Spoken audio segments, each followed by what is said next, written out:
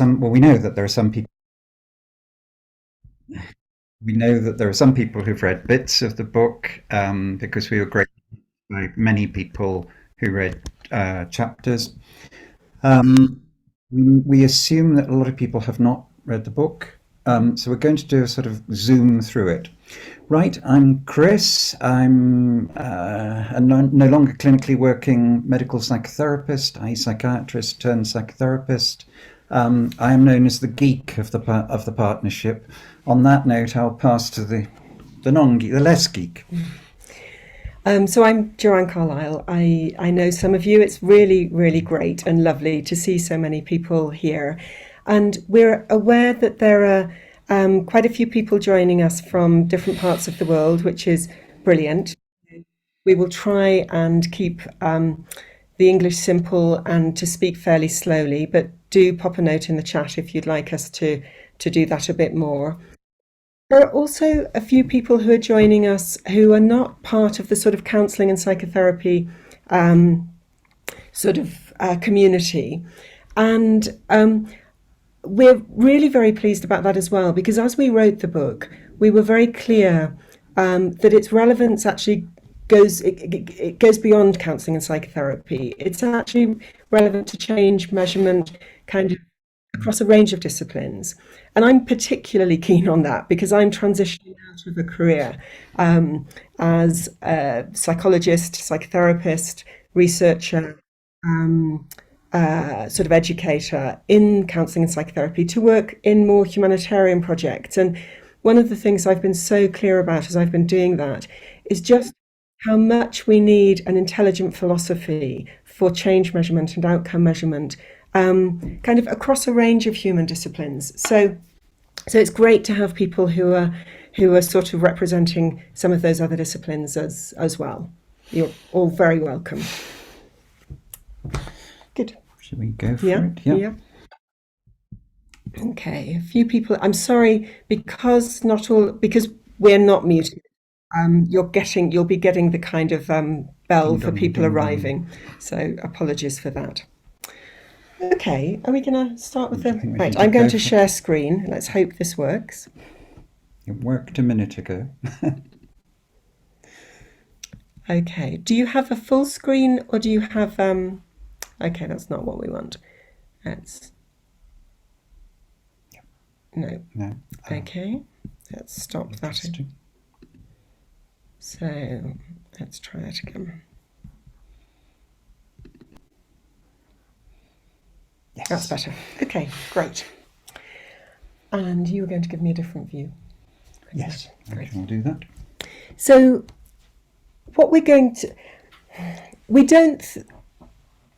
I mean, there's a bit of self-promotion going on here, obviously, but what inspired us to want to take up the project when we were asked to write the book was that we felt that there was a bit of a missing kind of area in the market. And what we felt we wanted to do was to provide a very practical handbook, a guide to outcome measurement and evaluation, but one that actually really was embedded within a philosophy of intelligent design.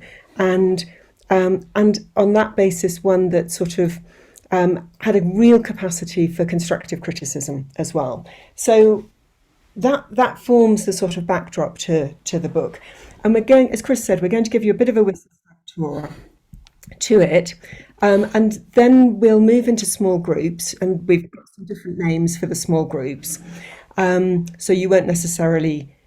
We'll try and sort of group people with like-minded people, as it were, for you to think about what you think needs to be happening in relation to kind of outcome and change measurement, what might be missing, what are the kind of new models that are needed, but also kind of, you know, what you think is helpful about what we're saying and what you'd like to challenge in the spirit of constructive critique. And we're going to be helped in this whistle-stop tour by the amazing Randall Munroe, who some of you may know. His cartoons, which you can find on xkcd.com, he very generously allowed us to use some of them in the book. And what they do is they kind of capture both the maths of outcome measurement and the kind of the objectivity of research methodology with a very, very human focus. So we're going to begin with one of his great cartoons, and we'll give you a moment just to digest it.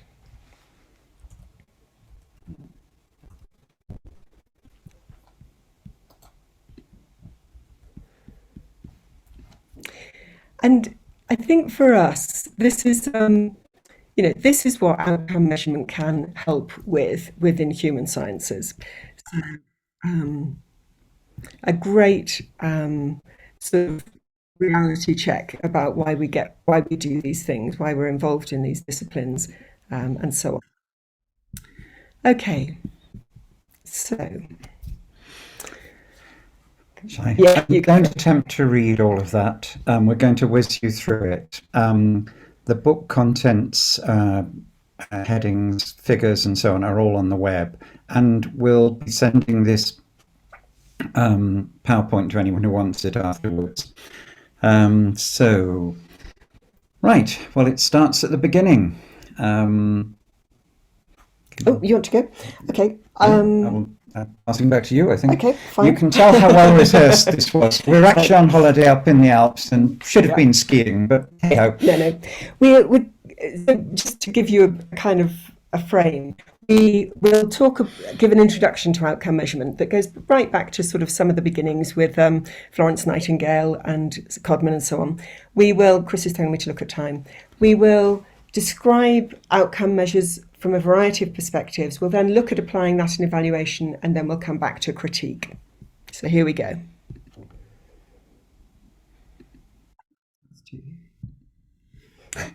Am I doing this? Yeah. Well, from now on, we're going to try not to be explaining. We're going to try to read things. We know there are people here for whom English is not their first language. So we thought we'd start with why bother? And we said no one on their deathbed, and we paraphrased it, thinks they should have spent more time doing outcome measures, probably.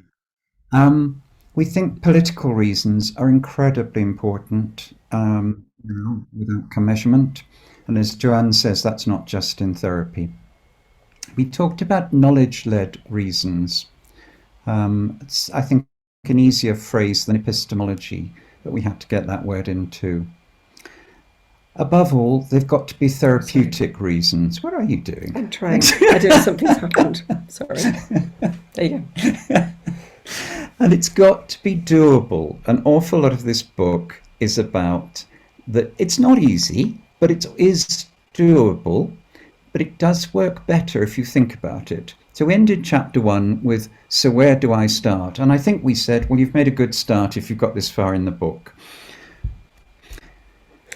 And so to frame that, and helped again by Randall Munroe, the chapter 2 gives a bit of a framework for what outcome measurement is.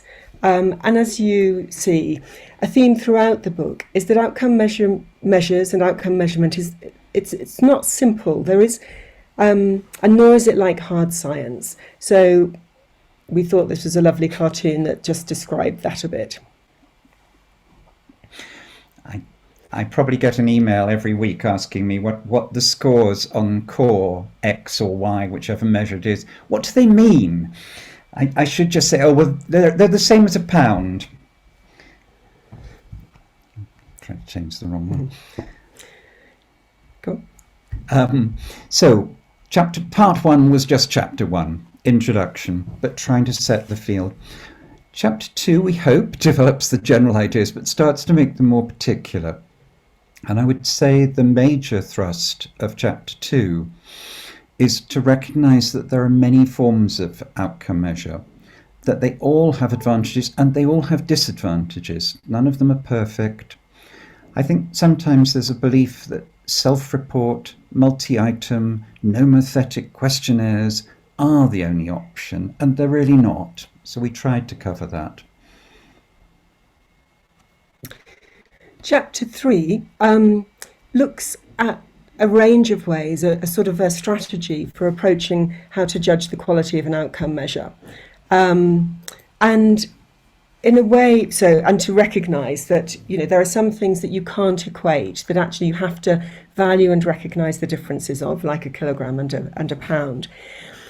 we kind of introduce a bit of an acronym, GULP, and look at generalizability, usability, linguistics, cultural location, and psychometrics.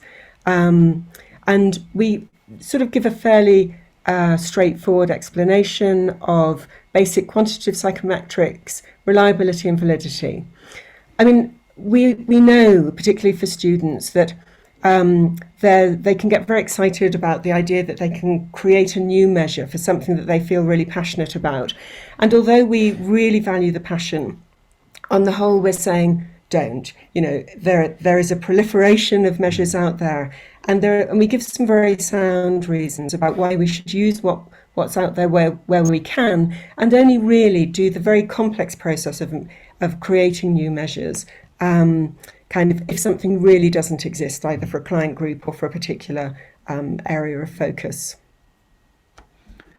And this describes this a little bit. I was going to say, I think we'll pause and let you maybe read that one.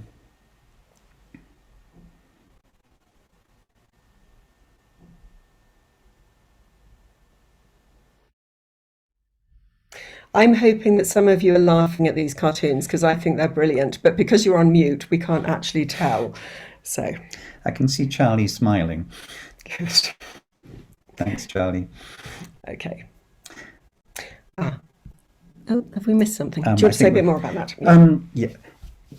Again, a bit like saying they're not just questionnaires and they're not the only outcome measure. We feel there's a need to have a sort of framework to understand and put that helps you decide what kind of an outcome measure you want for your situation. So to some extent, this is really developing what was in chapter 2, but now going to very concrete examples. Yeah. Yep. So You were going to do this I one. was going to do this one. So I'm quite a logical person. I'm good at strategy. I'm quite good at methodology, but I can also be a bit maths phobic. And I think I'm joined in that by a number of students within the counselling and psychotherapy sector. And I think counselling and psychotherapy research really kind of embodies a huge range of geeks to kind of ordinary practitioners. And one of the things I'm really proud of in the book is the clarity with which we introduce sort of how to work with numbers, what numbers are, how to manipulate them, how to use statistics, how to read graphs. And this just gives you a little bit of an example of how we build up from the kind of simple through the layers of complexity to support people to really understand how to digest and make sense of what they'll find in journal papers and sort of general kind of protocols and reviews. So it's an introduction to those processes and an explanation of kind of the point of particularly common statistical significance tests, confidence intervals, and so on. And those are 4 graphs from that chapter showing the building up of a Jacobson plot. They probably don't make an awful lot of sense there, but we hope they make a lot more sense for people who may not be comfortable with these things in the book. And we move from stats to actually how to think about planning an outcome or change exploration using the kind of SMART acronym. And that smartness, again, it's a lovely cartoon, tells you to kind of the risks of over extrapolation, the risks of not using your methodology and your tools kind of intelligently. So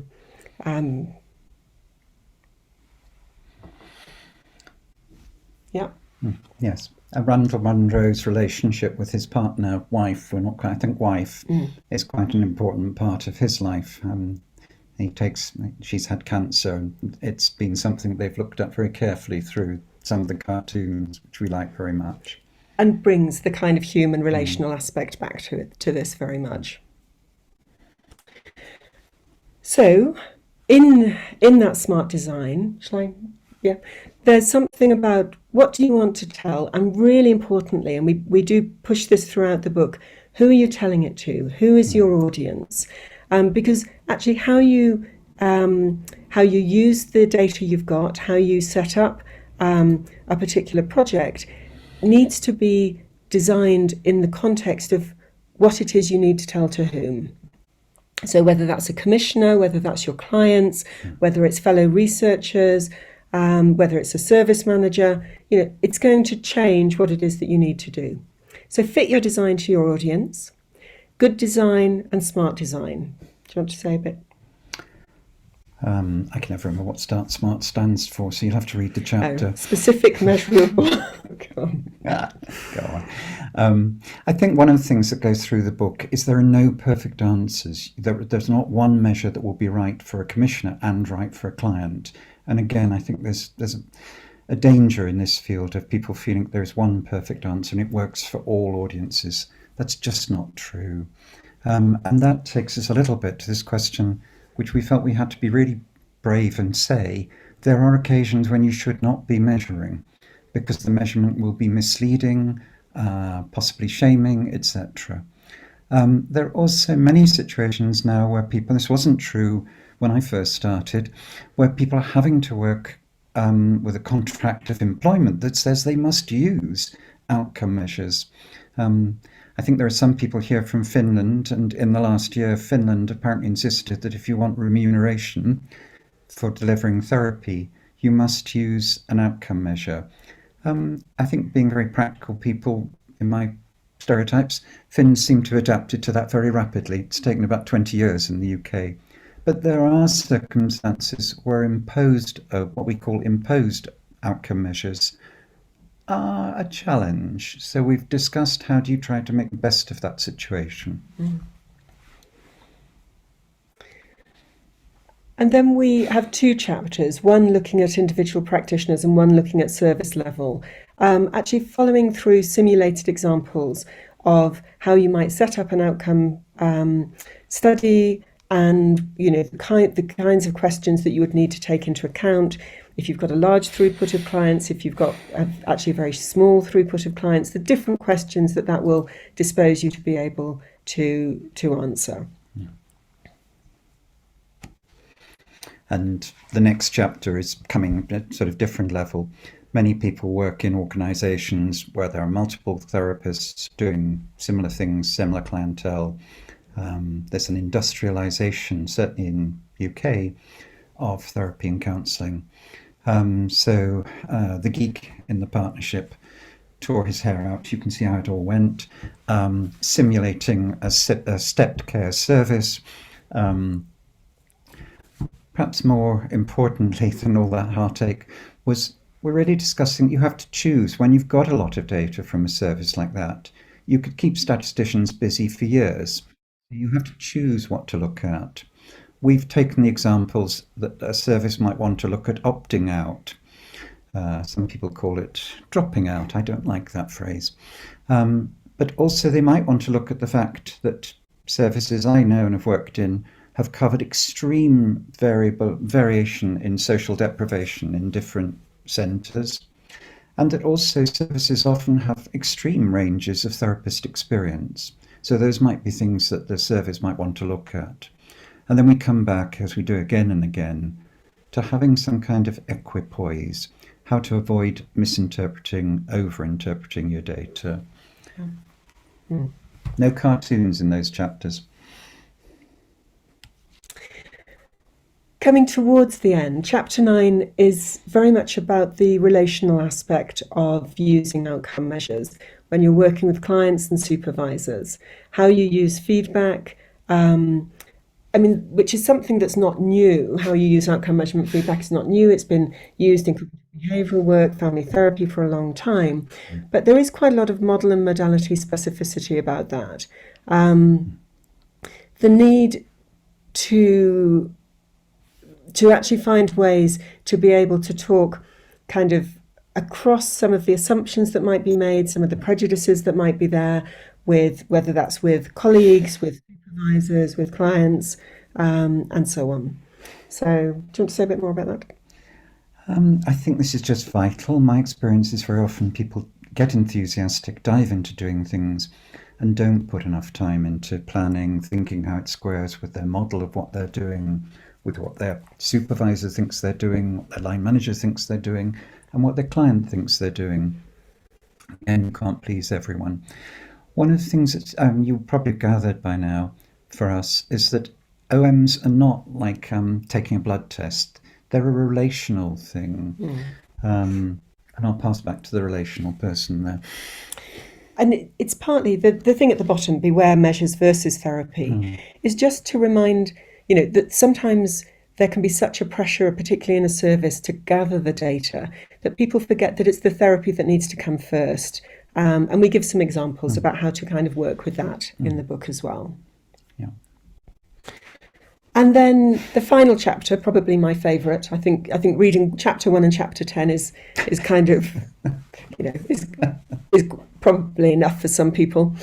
Anyway, it's a critique, a constructive Mm, critique about how to approach outcome measures and research in general, with a series of myths, which we'll cover in a minute. But again, we think the idea that randomized controlled trials are an appropriate methodology for psychological therapies, and many human sciences is just so sorry, I feel really strongly about this. It's very naive. I've carried one out. I designed one and mm, carried one mm. out Being involved in for two. political, yeah, Two big ones. for political reasons, as Mm, opposed to knowledge led reasons. mm.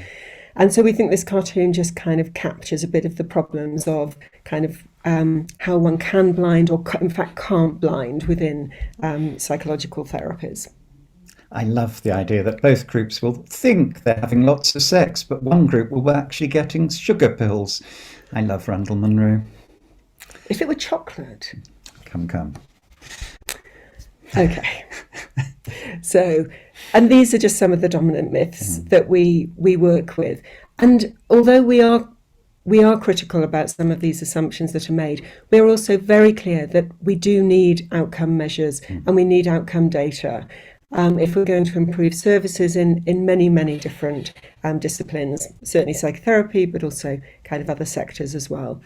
And that to do that, we have to be realistic about what's possible. And that includes kind of accepting incompleteness. And we use a kind of sort of photography mm. metaphor for noticing how you can make the most of what you actually can see, what you have got, whilst not denying what's out of the picture. And back to equipoise. Okay. And all of this is supported by Chris, amazingly, putting some resources on the web, and he's going to give you a very quick introduction to what you might be able to see there. So we'd love to be able to give this book away for free, but of course we wouldn't be able to do that, and Sage wouldn't really approve of that. There are some things already on the web, and you've picked that up. All the figures are on there. Sage don't seem to mind that. So there we are. Next, please. So, I'm also slowly building a glossary. One of the sacrifices we had to make to get this book in and into the under the word limit was to cut the glossary entirely. So there are 160 entries here and climbing. I had been setting myself a target of 3 entries a day, but I have to say the last month or two has not done well on that.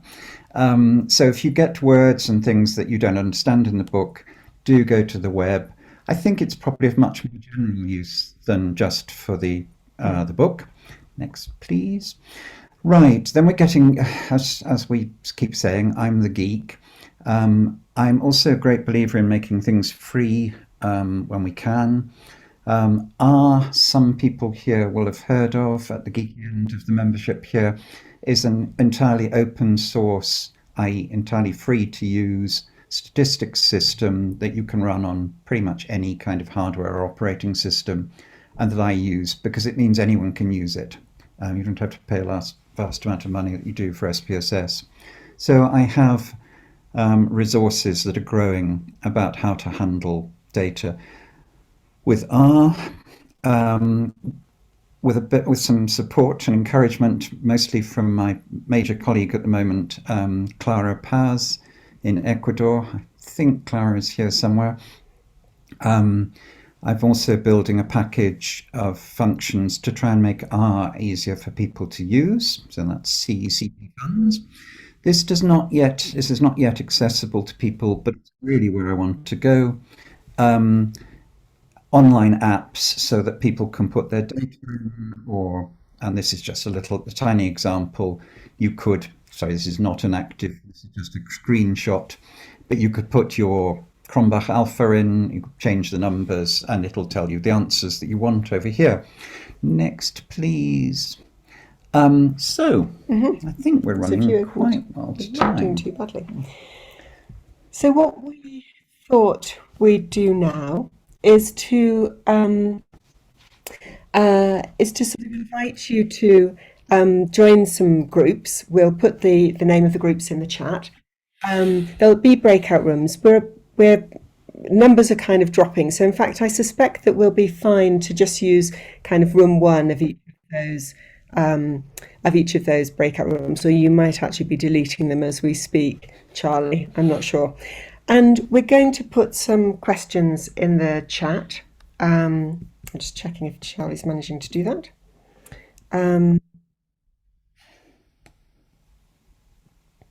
So, how shall I do that? How do you do that? Oh, were they? Not going to be the end of the world if they come up multiple I think times. I've done them. I think I've done it. Great, brilliant. So there, we've got the four groups are: we need new models. So that's for one. Go to that if you want to discuss new possibilities. If you're new to outcome measures and you don't want to be intimidated by kind of some of the old lags, then go to new to outcome measures. Seasoned researchers, go and kind of tell us, have a discussion about what we've missed and kind of what you think we need to be thinking about more. And then there's a final group for people who are interested in outcome or change measurement, but aren't necessarily from therapies or counselling.